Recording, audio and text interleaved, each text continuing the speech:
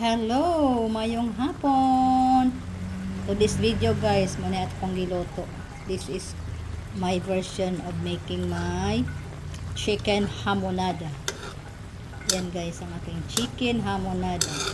Sa ilalo man ni guys, gibutangan ako siya tanglad, sibuyas, luya, o red bell pepper.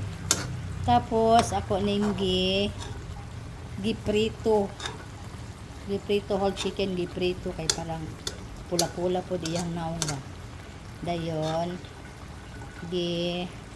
humula na ko siya, gimarinate na ko siya o Sprite, kalamansi o paminta. Tapos ano na ko diri, gilunod na ko diri taman paghubas sa iyahang mga sabaw-sabaw. Ibutangan day na ko siya o kani sliced pineapple. And this is my version of chicken hamonada ala ode. And saucy na yung sabaw guys. Mga na ta guys. Kaya maulit na to akong amo ron. Makaon na to siya.